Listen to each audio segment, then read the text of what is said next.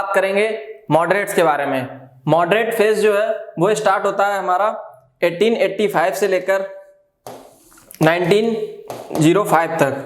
तो 1905 तक जो पहले 20 इयर्स थे कांग्रेस के, first 20 years of Congress were dominated by the moderates. तो मॉडरेट्स जो थे वो पहले 20 साल तक डोमिनेट करते हैं कांग्रेस की पॉलिटिक्स को, और इनके जो लीडर्स थे उनकी डिमांड्स थोड़ी लिबरल डिमांड्स टाइप की थी, इस वजह से हम इनको मॉडरेट्स भी बोलते हैं। और एक टर्म इनके लिए और भी यूज होता है जिसको हम बोलते हैं अर्ली नेशनलिस्ट।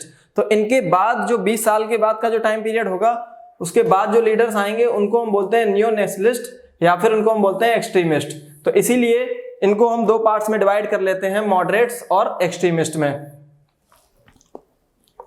इसके बाद का जो कांग्रेस का टाइम पीरियड आता है उसको हम गांधीयन एरा बोलते हैं।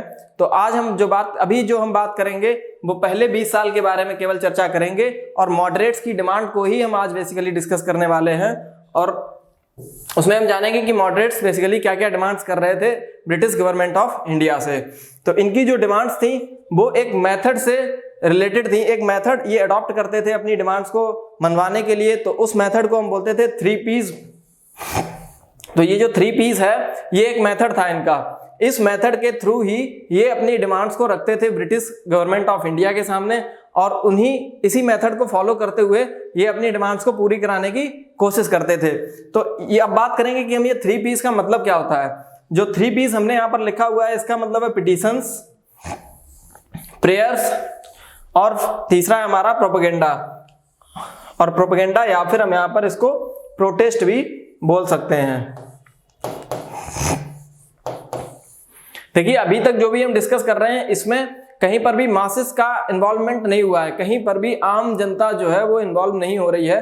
केवल जो डोमिनेंट पॉलिटिक्स को डोमिनेट करने वाले जो लीडर्स हैं केवल वही यहाँ पर सारी डिमांड्स को रख रहे हैं और यही इस मेथड को फॉलो कर रहे हैं कि ये पहले तो पिटीशन फाइल करते हैं और उस पिटीशन का जवाब आने तक वेट करते हैं। अगर उस पिटीशन का जवाब नहीं आता या फिर उनके पक्ष में नहीं आता है तो फिर ये प्रेयर का मेथड फॉलो करते हैं कि एक तरह से रिक्वेस्ट करते हैं। प्रेयर का मतलब यहाँ पर ये नहीं है कि यहाँ पर वो कुछ प्रे कर रहे हैं भगवान से, ऐसा नहीं है। प्रेयर का मतलब है रिक्वेस्ट करते हैं। प्रेयर का मतलब है यहाँ पर कि ये रिक्वेस्ट करने लगते थे कि आप प्लीज हमारा जो हम डिमांड्स आपसे मांग रहे हैं उनको आप प्लीज हमारी पूरी करने की कोशिश कीजिए। और थर्ड ये जो मेथड यूज करते थे, अगर यहां से भी इनकी डिमांड्स पूरी नहीं होती थी तब ये बात करते थे प्रोपेगेंडा की, उसको थोड़ा अपने जो मेथड्स थे उसको थोड़ा सा चेंज करते थे और अपनी प्रोटेस्ट दर्ज कराते थे। और प्रोटेस्ट को ये कैसे करते थे, जनरल्स के थ्रू, न्यूज़पेपर्स में आर्टिकल्स लिख देते थे या न्यूज़पेपर्स में ऐसी चीजों को पब्लिश करते थे जिससे ब्रिटिश गवर्नमेंट जो थी वो इंडिया में एक्सपोज होने लगी थी। तो ये इन्होंने किया पहले 20 सालों में। और जो मॉडरेट लीडर्स ने जो मेथड फॉलो किया इसको हम 3 Ps मेथड बोलते हैं। और इनको मॉडरेट्स बस इसलिए बोला जाता है, ऐसा कुछ डिस्टिंक्शन स्टार्टिंग में नहीं हुआ था कि इनको पहले से ही डिवाइड कर दिया कि अब जो पहले 20 साल होंगे ये मॉडरेट्स के होंगे, उसके बाद वाले एक्सट्रीमिस्ट के होंगे, ऐसा कुछ भी नहीं था। केवल जो हिस्ट्री है, हिस्ट्री को सरल और थोड़ा सा आसान भाषा में समझने के लिए हम इनको 3 फेज में डिवाइड करते हैं। जो पहले के लीडर्स हैं उनको हमने मॉडरेट्स बोला, उसके बाद के लीडर्स को हमने एक्सट्रीमिस्ट बोला, क्योंकि दोनों के मेथड्स में जमीन आसमान का अंतर हमको दिखाई पड़ता है। इसलिए हम बोलते हैं कि first 20 years of the Congress were dominated by the moderate leaders और द मॉडरेट फेज। तो कांग्रेस के जो लीडर्स थे, ये जो मॉडरेट लीडर्स थे, ये सारे के सारे सक्सेसफुल पीपल थे। ये अपनी लाइफ में, पर्सनल लाइफ में ये काफी सक्सेसफुल थे, ठीक है, और प्रोफेशनल लाइफ भी ये अपनी साथ में मैनेज कर रहे थे। ऐसा कुछ नहीं था कि ये पूरे देश में बहुत तूफान मचा रहे हो, ऐसा कुछ भी नहीं था। ये केवल अपनी डिमांड्स को एक लीगल मेथड के थ्रू, एक कॉन्स्टिट्यूशनल मेथड के थ्रू अपनी डिमांड्स को मनवाने की कोशिश कर रहे थे। और यहां पर मैं आपको ये भी बताना चाहूंगा कि अभी देश में आजादी से रिलेटेड कोई भी बात नहीं हो रही है। अभी ऐसा कोई भी कॉन्सेप्ट डेवलप नहीं किया गया है कि हमें बहुत ही करंट टाइम में हमको क्या चाहिए, आजादी चाहिए। ऐसा रिसेंट टाइम में आजादी की डिमांड्स का कोई भी यहाँ पर हमको ऐसा सबूत नहीं मिलता है। जो भी बात हो रही है अभी केवल क्या हो रही है कि जो करंट में हमारी प्रॉब्लम्स हैं केवल उनको सॉल्व कीजिए, और आजादी अभी बहुत दूर का सपना है। मॉडरेट लीडर्स अभी उस सपने तक नहीं जा रहे हैं। और ये सारे लोग जो थे ये काफी सक्सेसफुल लोग थे, साथ में ही ये अपनी प्रोफेशनल लाइफ को भी फॉलो कर रहे थे। उसके बाद जो बचा हुआ टाइम होता था ये कमिटेड थे, पूरी तरह से अपने आप को ये डिवोट करते थे कि जो ब्रिटिश गवर्नमेंट ऑफ इंडिया है उससे ये अपनी डिमांड्स को मनवा पाए। तो इन्होंने क्या किया, ये जो लोग थे बहुत ही हाई क्लास से बिलोंग करने वाले लोग थे, और ऐसा नहीं था कि ये आम जनता साथ में इन्वॉल्व हो रही है उनके, ऐसा कुछ भी नहीं था, केवल लीडर्स थे। और जो लीडर्स थे वो क्या कर रहे थे, कोई वकील हुआ करते थे, टीचर्स हुआ करते थे, लॉयर्स, डॉक्टर्स, इस टाइप के प्रोफेशंस में जो लोग इन्वॉल्व थे, हाई सोसाइटी से आने वाले लोग सारे के सारे कांग्रेस के लीडर्स हुआ करते थे in the initial phase of the Congress. They had faith in the British sense of justice. अब देखिए यहां पर जानने वाली जो बात है, इंपॉर्टेंट बात लिखी हुई है कि ब्रिटिश सेंस ऑफ जो जस्टिस था, इसमें ये काफी विश्वास करते थे। और ये हम क्यों कह पा रहे हैं, अभी आज हम आजादी के लगभग 75 ईयर्स के बाद में हम ये बात कह सकते हैं कि यहां पर ब्रिटिश सेंस ऑफ जस्टिस जो है बहुत खराब था। लेकिन उस समय की करंट सिचुएशन में अगर हम देखेंगे तो हम समझेंगे कि इनका जो मेथड था, ये इंडिया में पहली बार किसी कॉन्स्टिट्यूशनल मेथड को लेकर आए थे। तो इनको लगता था कि इनके मेथड सही हैं, लेकिन सही मेथड से ये क्या कर रहे हैं, इंडिया के लोगों को एक्सप्लॉइट कर रहे हैं। अगर ये उन मेथड्स को इंडिया के लोगों के लिए कुछ अच्छा काम करने की कोशिश करें तो वो ज्यादा बेटर होगा। इसीलिए ये इनके मेथड पे तो विश्वास करते हैं, इनके जस्टिस सिस्टम पे भी विश्वास करते हैं, लेकिन वो चाहते थे कि इस सिस्टम से इंडिया के लोगों का भी भला हो और साथ में इंडिया का भी भला हो। तो इसीलिए वो क्या करते थे, और इन लोगों का कोई भी ऐसा नहीं था कि ये मासेस को अपने साथ में इन्वॉल्व करना चाहते हो। अभी लीडर्स केवल अपने तक ही ये सारी चीजें रख रहे थे और लीडर्स ही सारी लड़ाई लड़ रहे थे। अभी इंडिया में कोई ऐसा मास मूवमेंट स्टार्ट नहीं हुआ था, जैसा कि हम बाद में देखेंगे स्वदेशी मूवमेंट, और गांधी के टाइम के पीरियड में हम देखेंगे नॉन कॉपरेशन मूवमेंट, और उसके बाद में सिविल डिसोबीडियंस मूवमेंट के बारे में, वो सब हम बाद में देखेंगे। लेकिन ऐसा कुछ भी कॉन्सेप्ट ऐसा नहीं आया है। They wanted that British rule continue till the time. अब ये लोग क्या चाहते थे, मॉडरेट लीडर्स चाहते थे कि ब्रिटिश रूल इंडिया में तब तक कंटिन्यू रहना चाहिए जब तक इंडियंस खुद को सेल्फ गवर्न करने के लिए लायक नहीं हो जाते हैं, खुद सेल्फ गवर्नेंस के मेथड्स को नहीं सीख जाते हैं। जब तक इंडियंस खुद ट्रेन नहीं हो जाते हैं सेल्फ गवर्नेंस के मेथड्स में, तब तक ब्रिटिश गवर्नमेंट को इंडिया में रूल करना चाहिए, ऐसा मॉडरेट्स का मानना है। लेकिन अभी हम आज के दौर में अगर आज की सिचुएशन में खुद को रख के देखेंगे तो हमें ये बात पढ़ के बहुत गुस्सा आएगी कि क्यों आखिर ब्रिटिशर्स को हम अपने पास रखना चाहते थे, क्यों हम उनको इतने लंबे समय तक वेट कराना चाहते थे। देखिए हिस्ट्री क्या है, वो कंटिन्यूटी में रहती है और चीजें ग्रेजुअली चेंज होती हैं। हिस्ट्री में एकदम से सडन चेंजेस केवल रिवॉल्यूशन से या रिवोल्ट्स के थ्रू होते हैं, इस तरह से एकदम से चेंज नहीं होते हैं। जो भी यहाँ पर चीजें गड़बड़ हो रही थी सोसाइटी में और पॉलिटिक्स में, उनको ये क्या चाहते थे, इन्हीं मेथड्स का फायदा उठाया जाए और इंडियंस को ट्रेन किया जाए। उसी टाइम पीरियड में इंडियंस जब ट्रेन हो जाएंगे तो इनको एक आर्ट डेवलप हो जाएगी उनके अंदर, और वो आर्ट होगी सेल्फ गवर्नेंस की, और फिर हम अपना खुद का कॉन्स्टिट्यूशन बना पाएंगे और इंडिया को एक एज ए कंट्री डेवलप कर पाएंगे, और साथ में अपने खुद के कॉन्स्टिट्यूशन से अपनी खुद की लीडरशिप को हम यहाँ पर इंडिया में इंप्लीमेंट कर पाएंगे। अब हम देख रहे हैं कि यहां पर लिखा हुआ है डिमांड्स ऑफ मॉडरेट्स।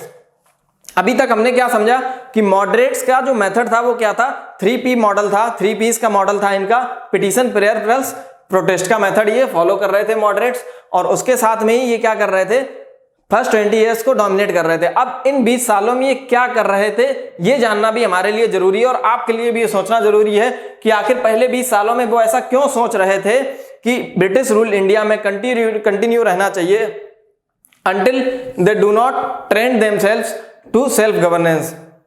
जब तक इंडियंस खुद सेल्फ गवर्नेंस के लिए ट्रेन नहीं हो जाते हैं तब तक ब्रिटिश रूल इंडिया में कंटिन्यू रहना चाहिए। आखिर ये लोग ऐसा क्यों सोच रहे थे और पहले 20 सालों में इनकी क्या डिमांड्स थी, ये हमको अब जानना बहुत जरूरी है। तो यहां पर 4 चीजें लिखी हुई हैं कि कॉन्स्टिट्यूशनल, एडमिनिस्ट्रेटिव, मिलिट्री और इकोनॉमिक। देखिए जो भी प्रॉब्लम्स थी करंट सिचुएशंस में उस समय के, उन्हीं प्रॉब्लम्स को ये एड्रेस करने की कोशिश कर रहे थे, और उन्हीं प्रॉब्लम्स को हमने सेगमेंट्स में डिवाइड कर लिया कि अगर इकोनॉमी से रिलेटेड कोई प्रॉब्लम थी तो हमने बोला कि इनकी डिमांड्स जो इकोनॉमी से रिलेटेड थी तो उसको हमने बोला इकोनॉमिक डिमांड्स।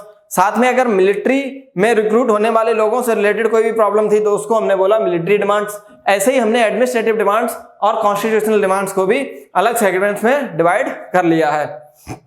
तो अब इसके बाद हम देखेंगे कि हम डिमांड्स जो है मॉडरेट्स की, ये तो हमने बता दिया कि ये 4 डिमांड्स ये लोग यहाँ पर अपनी मनवाना चाह रहे थे कि कॉन्स्टिट्यूशनल, एडमिनिस्ट्रेटिव, मिलिट्री और इकोनॉमिक। लेकिन इन डिमांड्स के अंदर वो क्या चाहते थे ये हम अब जानेंगे मॉडरेट्स के बारे में। तो मॉडरेट्स की डिमांड्स में सबसे पहले जो हमारा पॉइंट था वो था कॉन्स्टिट्यूशनल डिमांड्स। अब कॉन्स्टिट्यूशनल डिमांड्स में हम देखेंगे कि ये लोग क्या चाहते थे। जो मॉडरेट लीडर्स थे वो चाहते थे कि इंडिया में सेल्फ रूल लागू कर देना चाहिए। देखिए ये लोग पूरी तरह से इंडिपेंडेंस नहीं चाहते थे। गांधी जी ने क्या बोला था 1942 में कि क्विट इंडिया, उन्होंने बोला कि अंग्रेजों भारत छोड़ो, उन्होंने बोला कि ये पूरी तरह से छोड़ दो और हमें पूरी तरह से फ्री कर दो। लेकिन यहां पर अभी कुछ भी नहीं हो रहा है। यहां पर ये सेल्फ रूल की तो बात कर रहे हैं, कह रहे हैं हमें रूल करने तो दो, हमें भी सिस्टम में लेकर आओ, लेकिन with in the imperial framework, imperial framework के अंदर रहकर। यहां पर इंपीरियल कौन है? British government of India. उन्हीं के ही फ्रेमवर्क में रहकर ये चाहते थे कि इनको सेल्फ रूल का थोड़ा मजा इनको भी चखना चाहिए। किनको? मॉडरेट लीडर्स को। तो यहां से ये क्या करेंगे कि धीरे धीरे क्या होगा कि ये भी सीख जाएंगे मेथड्स को कि अपने लोगों को और अपनी कंट्री को कैसे रूल करना है, कैसे कॉन्स्टिट्यूशनल मेथड्स को फॉलो करना है। ये सारी चीजें ये जानना चाहते थे to remain with in the framework of imperial government. Next इनकी जो डिमांड थी, ये चाहते थे कि इंडियन काउंसिल जो है उसको अबॉलिश कर दिया जाए। एक इंडियन काउंसिल हुआ करती थी ब्रिटेन में, उसको ये चाहते थे कि अबॉलिश कर दिया जाए, क्योंकि ये चाहते थे more powers in the hands of Indians but with in the framework of imperial government. Imperial government के फ्रेमवर्क में रह के इंडियंस को थोड़ी पावर्स दे दी जाए, ऐसी डिमांड्स थी मॉडरेट्स की। और इन्हीं को हमने बोला कॉन्स्टिट्यूशनल डिमांड्स, कि ये सारी चीजें क्या है, कुछ ये राइट्स मांग रहे हैं। अब जब राइट्स की बात होगी तो संविधान की बात होगी, तो ये कुछ बेसिक राइट्स को डिमांड कर रहे थे। ये क्या कह रहे हैं, तीसरी डिमांड इनकी हम देखते हैं, ये कह रहे हैं इलेक्शन। ये चाह रहे हैं कि इलेक्शन हो to be introduced by the legislatures. अब ये चाहते हैं, अभी तक ऐसा कोई सिस्टम नहीं था कि इंडिया में इलेक्शन हो रहा है और इलेक्शन के थ्रू लोगों को क्या किया जा रहा है, एग्जीक्यूटिव्स में भेजा जा रहा है। ऐसा कुछ भी नहीं हो रहा था, लेजिस्लेचर्स में भेजा जा रहा हो, ऐसा इलेक्शन के थ्रू अभी तक नहीं हो रहा था। लेकिन ये क्या चाहते थे कि अब इलेक्शन होना चाहिए और इलेक्शन के थ्रू चीजों को आगे बढ़ाना चाहिए और लेजिस्लेचर्स में इंट्रोड्यूस होना चाहिए, इंडियंस को भी इंक्लूड होना चाहिए लेजिस्लेचर्स में। तो ये लेजिस्लेचर में इंडियंस को चाहते थे, इसलिए ये इलेक्शन के मेथड को अपनाना चाहते थे, क्योंकि अभी तक ऐसा कुछ हो नहीं रहा था। साथ में ये क्या चाहते थे, इन्होंने बोला कि 2 Indian members in the viceroy's executive council. तो वायसरॉय की जो एग्जीक्यूटिव काउंसिल थी उसमें ये 2 मेंबर्स को चाहते थे, क्योंकि वायसरॉय के जो डिसीजंस होंगे उनको ये थोड़ा सा इफेक्ट कर पाए। अगर वायसरॉय कोई ऐसा डिसीजन लेने जा रहे हैं जो कि इंडियंस के जो लाइफ है उसको नेगेटिव इंपैक्ट होगा उसका, इनके डिसीजंस का उन पर, तो ये चाहते थे कि अगर 2 मेंबर रहेंगे तो इनके डिसीजन मेकिंग प्रोसेस में ये लोग थोड़ा ज्यादा हस्तक्षेप कर पाएंगे, थोड़ा ज्यादा खुद को इन्वॉल्व कर पाएंगे। और जब ये इनके मैटर्स में इन्वॉल्व होंगे तो यहाँ पर ये इंडियंस के जो प्रॉब्लम्स हैं उनको यहाँ पर थोड़ा अच्छे मेथड के थ्रू, अच्छे तरीके से अपनी डिमांड्स को ये रख पाएंगे। नेक्स्ट इन्होंने बोला कि budget should be referred to the legislature with in the right to discuss and voting on it.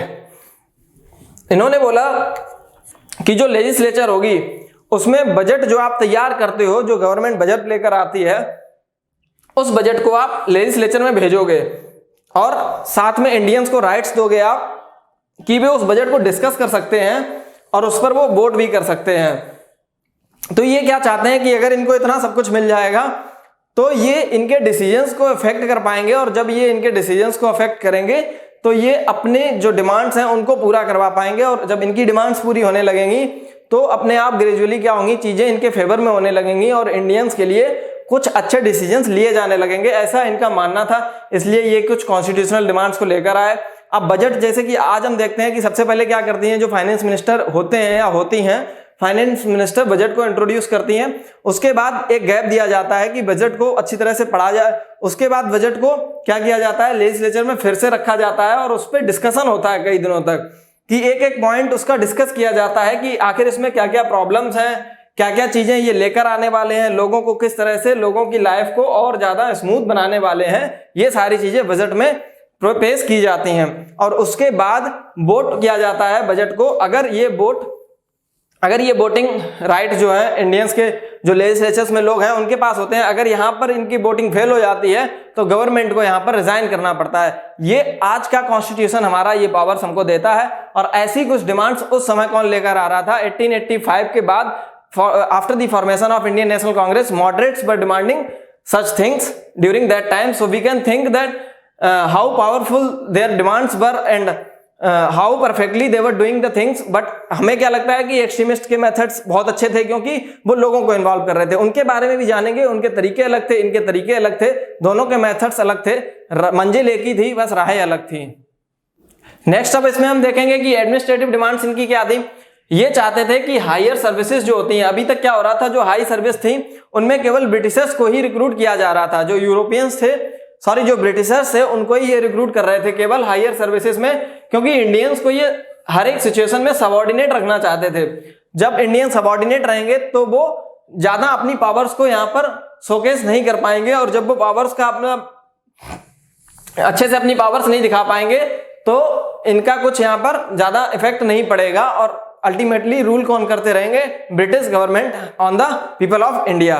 तो ये चाहते थे कि इंडिया में जो हायर सर्विसेज हैं, जिन पे भी लोगों को रिक्रूट किया जाता है गवर्नमेंट के द्वारा, उसका इंडियनाइजेशन हो, मतलब इंडियंस को उसमें रिक्रूट होने का ज्यादा मौका मिलना चाहिए और ज्यादा से ज्यादा इंडियंस को एडमिनिस्ट्रेशन में पार्ट लेने का मौका मिलना चाहिए, जो कि अभी तक नहीं हो रहा है। तो मॉडरेट्स ऐसा चाहते हैं कि इंडियनाइजेशन होना चाहिए हायर सर्विसेज का। उसके बाद ये क्या बोलते हैं, जो इंडियन सिविल सर्विसेज एग्जाम्स होते हैं उसकी एज इन्होंने बोला कि 19 ईयर अभी तक क्या है, मैक्सिमम एज है। तो अभी अगर हम देखते हैं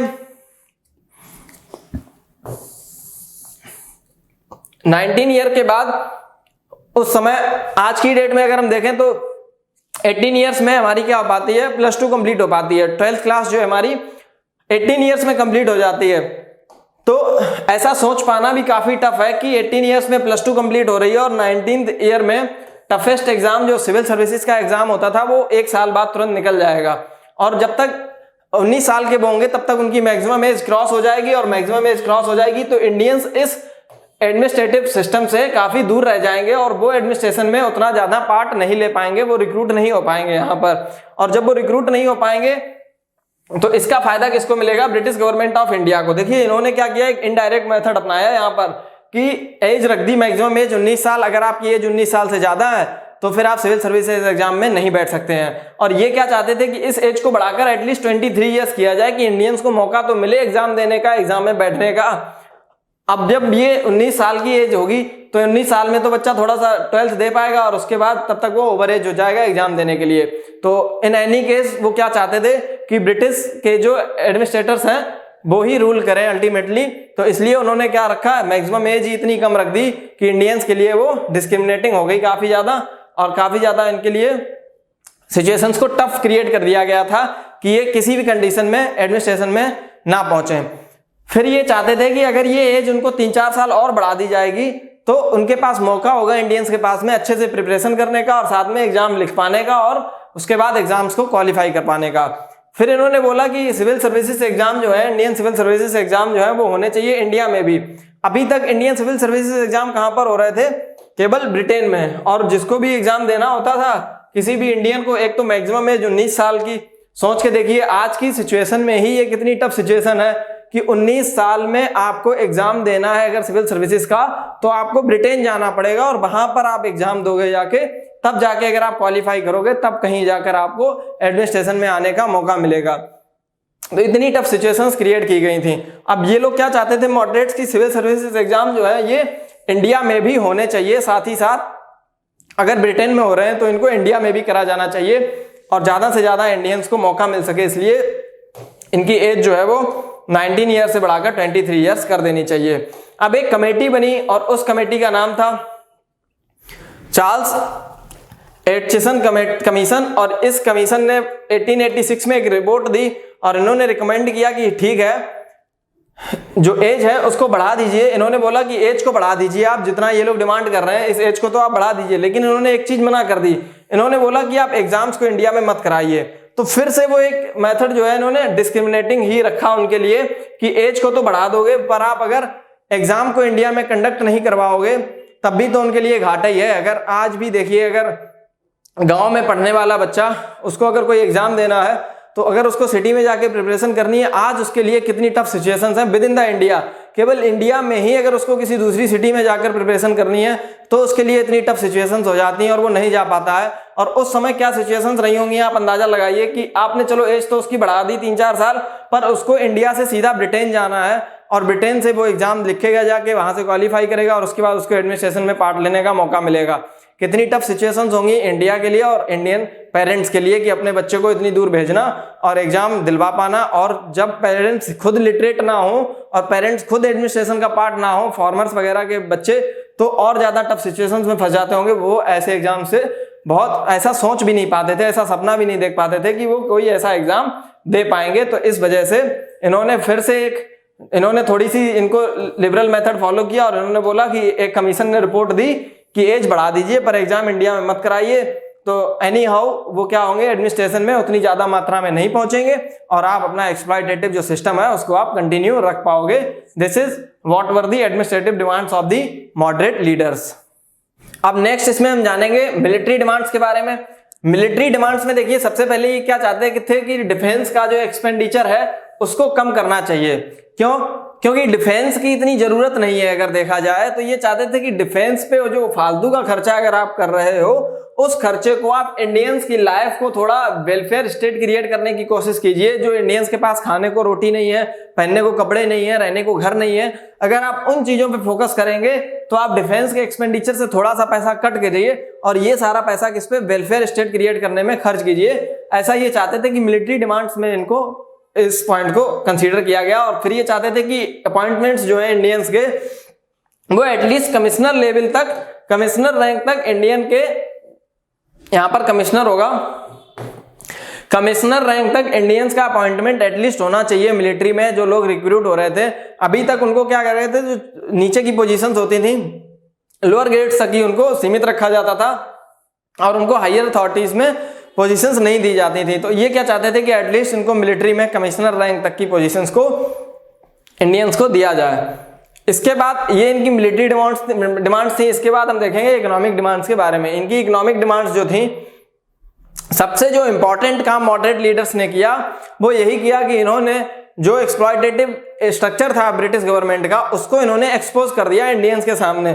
और एक्सपोज कैसे किया, इनके जो जर्नल्स थे, इनके जो इन्होंने आर्टिकल्स लिखे, इन्होंने बुक्स लिखी उस टाइम पर, और जो इन्होंने एक्सपोज किया ब्रिटिश गवर्नमेंट को, उससे एक्सट्रीमिस्ट को काफी फायदा पहुंचा और आगे आने वाले लीडर्स को भी काफी फायदा पहुंचा कि किस तरह से ब्रिटिश गवर्नमेंट इंडिया के लोगों को प्लस इंडिया के रिसोर्सेज को किस तरह से एक्सप्लॉइट कर रही है। ये अब इकोनॉमिक डिमांड्स में हम जानेंगे। इकोनॉमिक डिमांड्स में क्या था, कुछ इंपॉर्टेंट लीडर्स से देखिए इकोनॉमिक डिमांड्स कौन मांग रहे हैं, ये सारे लीडर्स हैं। और ये सारे लीडर्स कौन है, मॉडरेट लीडर्स हैं और इनके नाम हमें बाय हार्ट याद होने चाहिए। क्वेश्चंस इस तरह के एग्जाम्स में आ जाते हैं कि moderate leaders who among the following were the moderate leaders. कई बार हमसे मॉडरेट लीडर्स के बारे में क्वेश्चन पूछ लिया जाता है। तो दादा भाई नरोजी, जी सुब्रमण्यम अय्यर, जी रानाडे, गोपाल कृष्ण गोखले और RC दत्त, ये हमारे मॉडरेट लीडर्स थे और इनके नाम हमें याद होने चाहिए क्योंकि इनसे क्वेश्चन आते हैं। ऐसे वनडे टाइप एग्जाम्स में क्वेश्चंस पूछ लिए जाते हैं direct, who among the following were the moderate leaders. तो इनके नाम हमें याद होने चाहिए, Dadabhai Naoroji the grand old man of India, G Subramaniam, G Ranade, Gopal Krishna Gokhale was the, इनको गुरु बोला जाता था गांधी जी का, गांधी जी इनको अपना गुरु मानते थे गोपाल कृष्ण गोखले को, और RC दत्त और MG रानाडे इनको हमें याद रखना है, इन नेम्स को। ये इनकी, अब ये जो लोग होंगे यही कुछ बुक्स लिखेंगे, ये कुछ चीजें ऐसी थ्योरीज लेकर आएंगे जिससे ये एक्सपोज करेंगे ब्रिटिश की एक्सप्लॉयटेटिव पॉलिसीज को। तो इन्होंने क्या किया, इन्होंने एक बुक लिखी, Indian poverty, drain of wealth and deindustrialization. तो इस बुक में इन्होंने बताया कि किस तरह से इंडिया से वेल्थ को ड्रेन किया जा रहा है, किस तरह से इंडिया के लोगों को पॉवर्टी में जीने को मजबूर किया जा रहा है, किस तरह से इंडिया का डी इंडस्ट्रियलाइजेशन किया गया। जो इंडिया एक इंडस्ट्रियल कंट्री बन रहा था और इसको इन्होंने क्या कर दिया, आकर डी इंडस्ट्रियलाइज कर दिया। आकर इन्होंने वेरियस पॉलिसीज के थ्रू इन्होंने एक्सप्लॉयटेटिव लैंड रिफॉर्म्स लेकर आए, ये लैंड रेवेन्यू पॉलिसीज को लेकर आए, उनके थ्रू इन्होंने इंडिया की वेल्थ को ड्रेन किया यहां से और इंडिया को मेयरली एक सप्लायर ऑफ रॉ मटेरियल बनाकर छोड़ दिया। अब इन लोगों ने बताया, जो मैंने लीडर्स के नाम अभी बताए थे, उन लोगों ने बताया कि ब्रिटिश गवर्नमेंट है वो क्या कर रही है कि वन वे पॉलिसी फॉलो कर रही है ट्रेड में, कि यहां से जो इंडिया का जो सामान फिनिश्ड प्रोडक्ट अगर ब्रिटेन में जाएगा तो उस पर तो ये टैक्स लेंगे, उस पर ये ड्यूटीज लगा देते थे, लेकिन ब्रिटेन से जो सामान इंडिया आ रहा था उसको उन्होंने ड्यूटी फ्री कर लिया था क्यों? क्योंकि उन्होंने मुगल अथॉरिटीज जो थी उनसे ये सारे राइट्स ले लिए थे कि ड्यूटी फ्री ट्रेड करने के राइट्स उनके पास पहले से थे।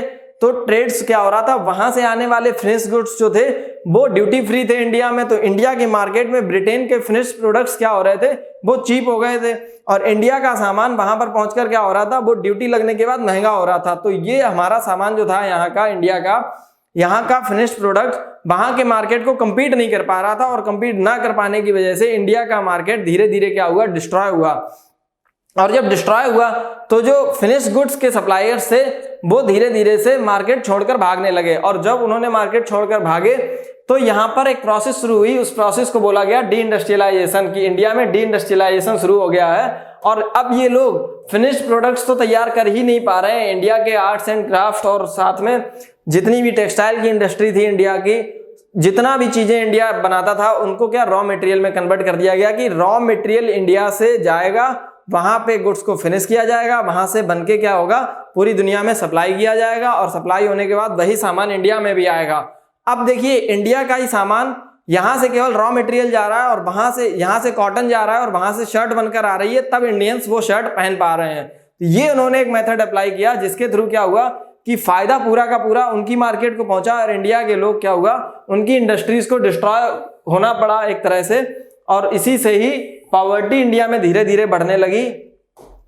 और इनके जो लैंड रिफॉर्म्स के जो सिस्टम लेकर आए थे, ये लैंड रेवेन्यू पॉलिसीज को लेकर आए थे, उसके थ्रू इन्होंने पीजेंट्स की कंडीशंस को मिजरेबल बना दिया, बहुत ही दयनीय स्थिति बना दी थी पीजेंट्स की, और वो इतना टैक्स दे नहीं पाते थे, और टैक्स का बर्डन उन पे बहुत ज्यादा होता था, जिसकी वजह से उन्हें मनी लेंडर्स के पास जाना पड़ता था, और जब वो पैसा उधार लेकर पैसा देते थे, रेवेन्यू का टैक्स देते थे, तो उसकी वजह से वो गरीबी में जीने को मजबूर हो जाते थे। इन्हीं मेथड्स के थ्रू इन्होंने इंडिया को एक्सप्लॉइट किया, और ये सारा सिस्टम जो है एक्सपोज किया मॉडरेट लीडर्स ने। इसलिए एक बहुत बड़ा योगदान था मॉडरेट लीडर्स का in the initial phase of the Congress politics. अब यहां पर ये कह रहे हैं British had applied one way duty free trade, ये मैंने आपको समझा दिया। इसके बाद ये कह रहे हैं the British land revenue policy has made the life of peasants miserable and the absence of potential tariff had destroyed Indian artisans। तो इन्होंने क्या किया, टैरिफ्स को हटा दिया अपने सामान से, और इंडिया के सामान पे टैरिफ्स ऐड कर दिए, जिसकी वजह से इंडिया के आर्टिजन्स का जो मार्केट था वो पूरी तरह से डिस्ट्रॉय हो गया, और आर्टिजन्स को अपना काम छोड़कर वापस एग्रीकल्चर की तरफ रुख करना पड़ा, और वापस इनको अर्बन सिटी, मतलब जो अर्बन स्ट्रक्चर था उसको छोड़कर इनको रूरल एरियाज में फिर से वापस जाना पड़ा। उस पर हम चर्चा करेंगे बाद में। ये थी इनकी इकोनॉमिक डिमांड्स, और इस तरह से इन्होंने ब्रिटिश स्ट्रक्चर को एक्सपोज किया था।